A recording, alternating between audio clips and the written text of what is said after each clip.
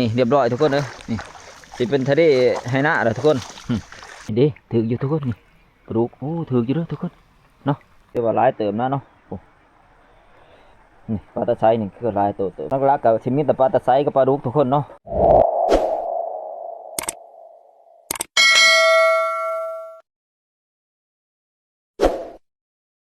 ทักทายสบายดี FC วัตถุทุกคนเนาะสบายดีตอนเช้าทุกคนคืนนี้ก็เป็นเวลาประมาณ6 โมงเช้านะเนาะโอ้พายุเขาทุกคนเนาะจนบ่ได้ขึ้นป่านะบ่อยากขึ้นป่าก็บ่ได้ขึ้นทุกคนเลยพายุเขาเนาะ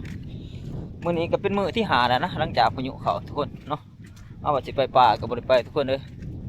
จากไล่น้ำพายุเขามีแต่ว่ามื้อนี้เฮาสิไปยามมองกันทุกคนเนาะเฮาใส่หมองไว้นะอยู่พุ่นแหละอยู่หน้าพุ่นเนาะอยู่ปลายหน้าพุ่นเอาใส่ไว้แต่แรงบ้านนี้พุ่นแหละทุกคนเนาะแต่ว่าตอนใส่เฮาก็บ่ได้ถ่ายให้เบิ่งเนาะฝนตกแห้งบ้านนี่ทุกคนเลยพายุเขาเนาะฉะนั้นพันธุ์พื้นอยู่ไว้ใส่มาใส่ก็ลำบากทุกคนเลยช่วงนี้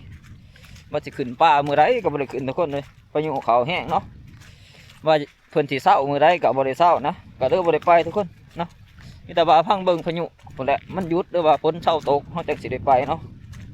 จังยามไรเด้พังไปเรื่อยๆทุกคนเพิ่นสิไปโซนี้ก็อู้อันตรายทุกคนเลยเนาะหนทางจากบ้านเฮาไปหาตีนผู้หรือตีนเขานี่ก็ไกลนะทุกคนเนาะลำบากเพื่อจะไปหอดก็ดีตัวรักทุเรศไปไล่เติบหมดเลยถึงขันบางเถื่อไปบ่ได้นะถือมองทางมันยากเนาะวันนี้เฉพาะรังผู้ไปหาเตียงหน้าหน่อยเขาแพงลำบากครับทุกคนเนาะเพราะว่าเฮาต้องขามหวยขามห้องนะหวยห้องก็หลายบอลทุกคนเลยแต่ว่าจุดที่มันนักที่สุดก็คือมองเฮาเบาเนี่ยเนาะคือหวยระหังแม่น้ำสายโหดเด็ดทุกคนคือขัดฝนตกแห้งแน่นี่ไปบ่ได้นะทุกคนเนาะคือว่าไปได้โอ้ลำบากชุดนะมันอันตรายทุกคนเอ้ยตัวเขาสิขามไปได้แต่ละเทือก็ดิอีก4-5 วันเศร้าใครอยู่เนาะพอได้ขึ้นผู้ทุกคนเลยพอได้ไปหาอยู่หากินน้ำปลาน้ำโรงทุกคน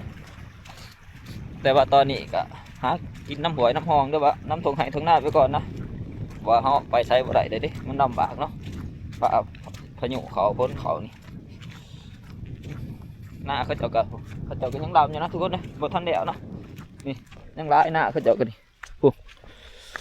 น้ำก็เต็มที่เต็มแดนอยู่ทุกคนจานที่อยู่นะผู้มิตรน้ำมิตรพ้นวะนี่เอ้าเขาเจ้าก็ยากเติบเดี๋ยวเนาะเพื่อเขาสีดำเดี๋ยวนี่เพราะว่าเขาก็เห็ดสาเนี่ยนะมันเป็นพายุเขาเนาะโอ้น้ำร้ายดีทุกคนเลยเต็มให้เต็มขั้นเบิ้ลนะเบื้องทางที่เขาจะออกเมื่อนี่โอ้สิได้ดุยน้ำบ่เมื่อไรทุกคนมันนี่เนาะเบื้องคักละโอ้ตียังเป็นคึบอยู่นะทุกคนเลยคือสิบ่เศร้าง่ายหรอกเขาเบิ่งลักษณะเดี๋ยวเบิ่งอาการจะว่าเป็นอาทิตย์2 อาทิตย์ผมบ่จักเนาะแล้วตกมานี่ก็ประมาณ5 วันน่ะนะเนาะซ้ำมานี่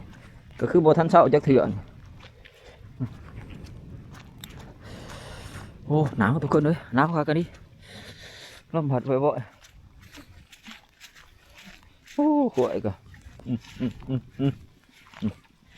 กินหญ้าเว้ยโอ้กินหญ้าแข้งน้ำเนาะเอ้า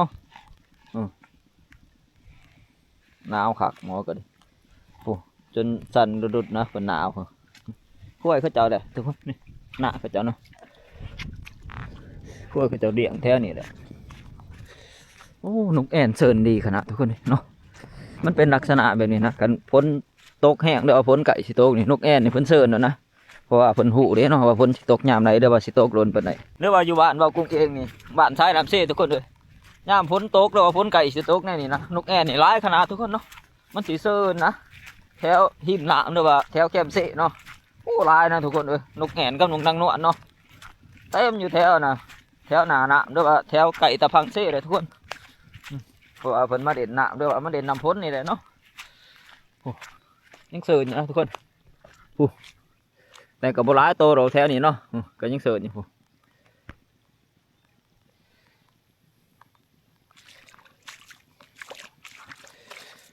โอ้หนามเต็มหมดนะเริ่มถ่วมเขาเข้าน้ำเลยทุกคนเบื้องนั้นแห้งถ่วมคักเนาะส่วนเขาเขาเองนี่ก็คือสิถ่วมเหมือนกันทุกคนเนาะเพราะว่าแถวปลายหน้าเขาเรียกว่าแถวหน้าดุมเขาถ่วมเลยนะป่านนี้เนาะเพราะว่าเขาออกมาวันนี้น้ำบ่ทันมีนะแถวนี้ทุกคนเขายังยางขนาดได้แบบบ่มีน้ำเนาะนี่แต่ว่าตอนนี้น้ำเริ่มถ่วมขนาดน้ำนะ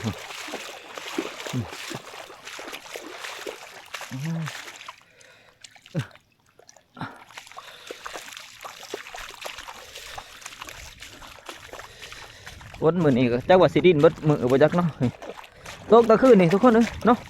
คืนนี่ถือว่าตกแห้งขนาดนะแต่กระเบื้องเสานี่ก็ตกนี่แหละบ่ก็บ่แห้งปานใดตอนเช้าแต่ว่าคืนนี่โอ้จัดหนักขนาดนอนจนแทบบ่รับทุกคนเอ้ยฝนแห้งเนาะโอ้แม่นจนเกือบบ่เห็นปลายเขาเลยเด้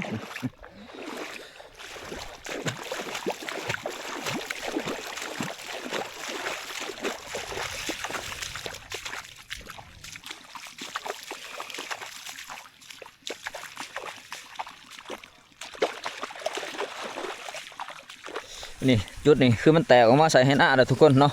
คือเข้ามาบ้านนี่ยังบ่ทันได้แตกนะน้ำนี่เนาะยังแบบว่าไก่จู่ๆพังแต่ว่าตอนนี้แตกหล่นออกมาใส่ให้หน้าเขาเจ้าแบนห้องเลยทุกคนเลยในห้องหมองเขาเจ้าก็ยังใส่ไว้นะเบื้องถึงนี่เนาะก็คือสิถืออยู่เพราะว่าเขาเจ้าใส่กะมือดวงมาได้ก็พอได้กินทุกคนเนาะถือว่าถือพอได้อยู่ได้กินอยู่แบนวัดแทนแบนห้องวัดอะไรบ้างโอ้จุดมองเทียงเขาจะแห้งแบนคักทุกคนเลยโอ้เนี่ยจุดนี่แห้งแบนคักทุกคนโอ้จะมันโดนไปหน้าเขานะเบื้องนั้นกันเนาะเบื้องนี้มันก็โดนมาหน้าเขาอีกฝั่งหนึ่งนี่เอากระชายขามตัวนี้ไปตามทางที่เขาเคยขามเนาะด้วยน้ำทุกคนมานี่โอ้น้ำกระไรคักกันดีนี่ก็มีมองเขาจะนั้นเนาะนี่ในมองเขาใส่จมไว้อุ้ยหนาวว้า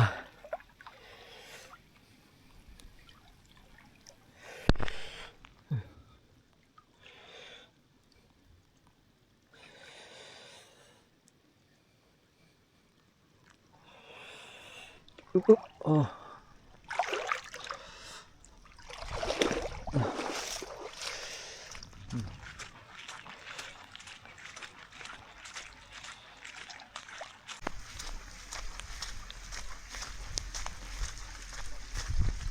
หนาวครับทุกคนเลยฝนก็ตกตลอดนะไม่มีท่าทีว่าสิหยุดก็ว่าเลยเขาก็ออกมาไก่สอดหน้าเขาแล้วเนาะฝนก็ยังนำตลอดเลยนะงานนี้บอกว่าหนาวเป็นหนาวทุกคน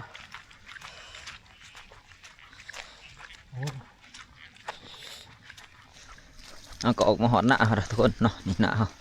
โอ้มองเขาใส่นะยูรุมทุกคนนะให้บุ้งเนาะน้ำท่วมมั้งล่ะแน่เห็นตะปายเขาไปจิไปเจ๊น้อยเดียวทุกคนเลยเนาะบ่เปื่อยใครยุ่เนาะถ่วมก็ดีบอกว่าเขาห้าบานใบตะรนนะมันก็แก่เติมเนาะกันถ่วมบ่ได้วันก็คือสิบ่เปื่อยหรอกทุกคนนี่แต่ว่ามันถ่วมอาทิตย์กว่าๆนี่ก็บ่แน่เนาะยันมันเปื่อยทุกคนนะครับว่ามันถ่วมเพิ่งเนาะโอ้เนาะ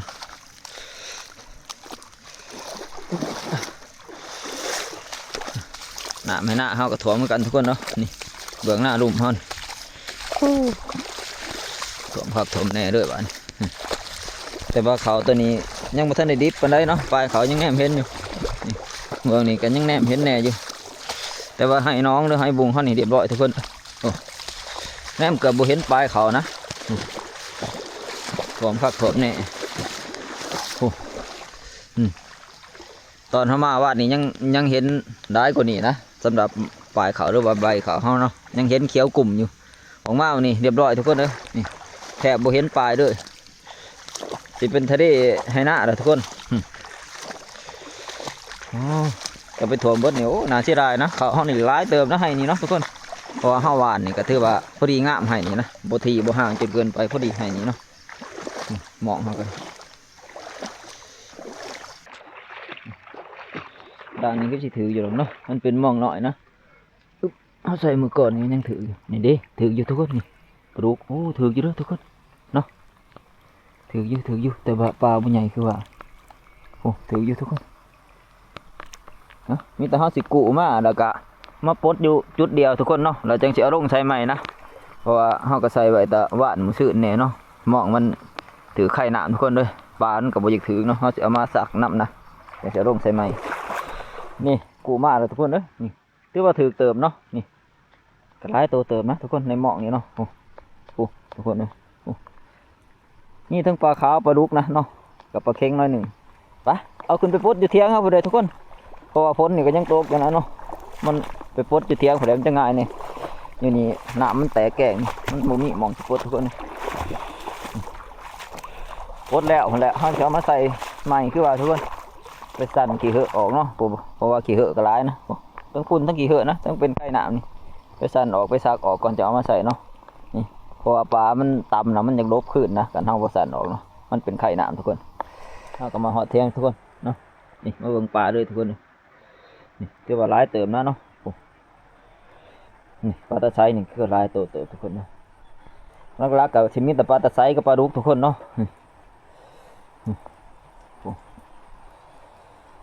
นี่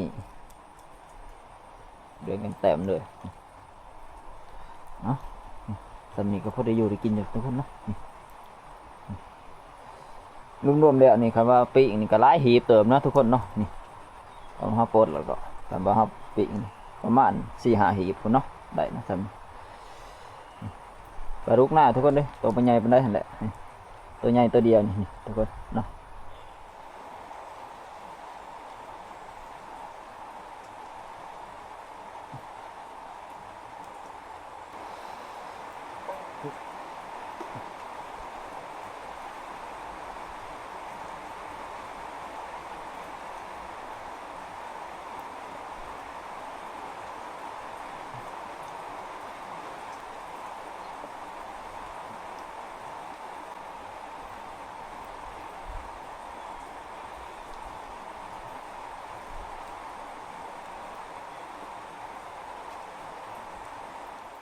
ปลาขาวกับพดแดงทุกคนเนาะมาดูต่อปลาดุกนะมันนี่จะพดหยาเนี่ยน้อยหนึ่งนะพดสะนี่ก็คือปลามีเงียงนี่พดหยาพดนะทุกคนเนาะบอกว่าสิเป็นปลายังกันนี่ปลากดปลาดุกมันจะพดหยาแต่ว่าหม้อปลาดุกเนี่ยพดหยากลมอยู่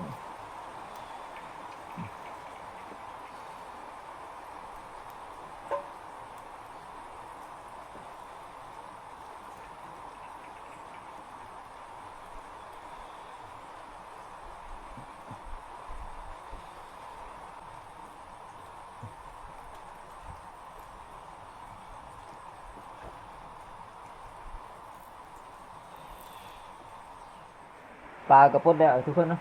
สางมองก่อนสางห้าสิสักนะเดี๋ยวจะเอาไปใส่ใหม่เนาะขี้ฝุ่นร้ายทุกคนเลยนี่ตะกี้เหอะ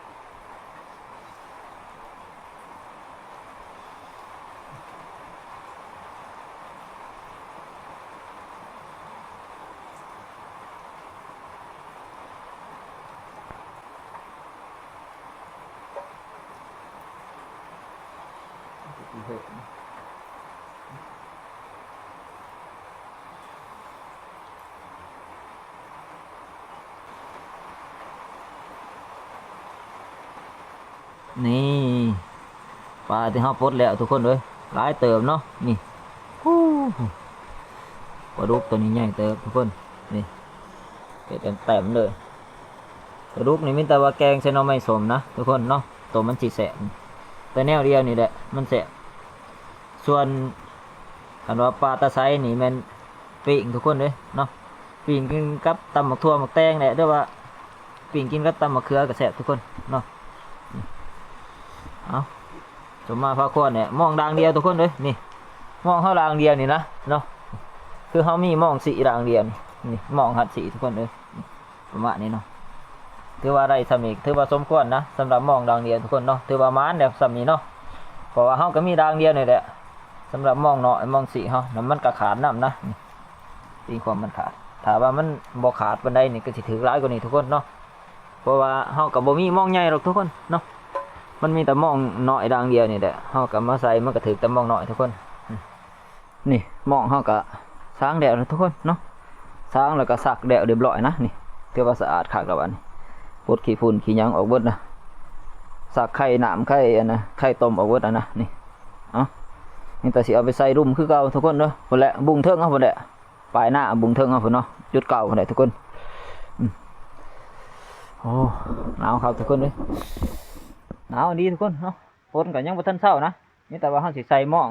ลงไปใส่แล้วก็สิกลับบ้านทุกคนเนาะสิเมื่อบ้านพุ่นแหละหาปั่นกินข้าวเช้านะเพราะว่าตอนนี้ก็คือสิ7 โมงกว่าๆใกล้สิ8 โมงแล้วบ่จักเนาะเพราะว่าเฮาออกมาหน้านี่ก็โดนเติบแล้วทุกคนไปใส่หม้องกันทุกคนแต่ว่าตอนใส่เฮาสิบ่ได้ถ่ายให้เบิ่งนะเนาะแต่เฮาสิไปใส่แล้วก็จังเมื่อบ้านอีกทีนึงทุกคนเฮาสิเอากล่องไปไว้เที่ยงครับตอนนั้นเนาะหนาวทุกคนเลย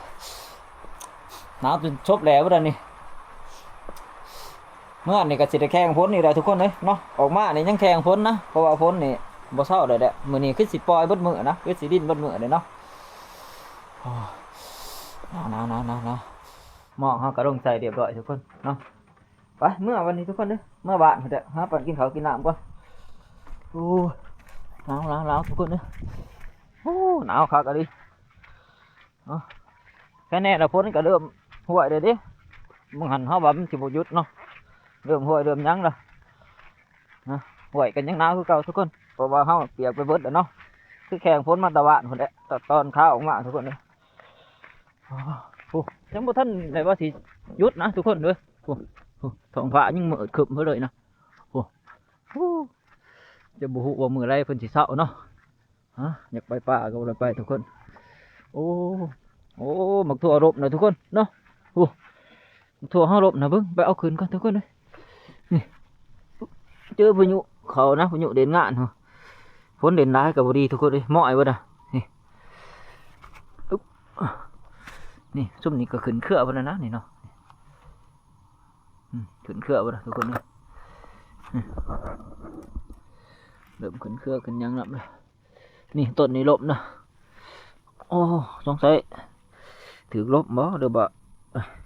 คนเห็ดแหงนี่ลบกับต้นนี้ทุกคนเลย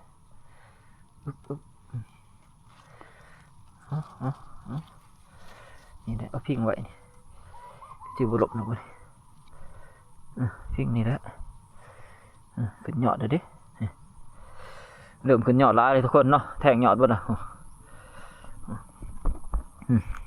ตัวนี้แห้งยอดใหญ่นะคือว่ายอดยาวเนาะนี่ซุ่ม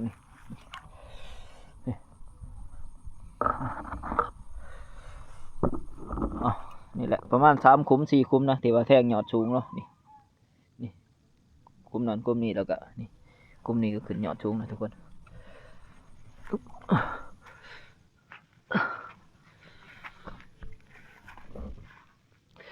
นี่มองขาดตัวนี้ใส่แล้วมันบ่ถือทุกคนเลยมองใหญ่เนาะมองขาดเสียเมื่อสร้างนะ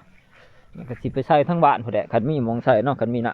ำเอาไว้แต่ผู้ใดล้างเดียวทุกคนล้างมองน้อยเฮาที่มันถือขนาดไหนเนาะไปมีแต่เมื่อบ้านทุกคนเลยวันเนาะแต่ว่าสำหรับคลิปนี้เฮาสิปิดไว้เพียงเท่านี้เนาะทุกคนพอกันใหม่คลิปหน้าทุกคนเลยแต่ว่าก่อนอื่นหมดก็ขอบใจนัก FC เนาะเบิดจะปูทุกคนนั่นแหละที่เขามาติดตามนะครับชมคลิปของเฮาแต่ต้นจนจบทุกคนเลยสุดท้ายก็อย่าลืมฝากกดไลค์กดแชร์เนาะส่งว่ากลุ่มคนหากินคือเก่าทุกคนเพื่อเป็นกำลังใจเฮาทำคลิปใหม่ๆต่อไปเนาะ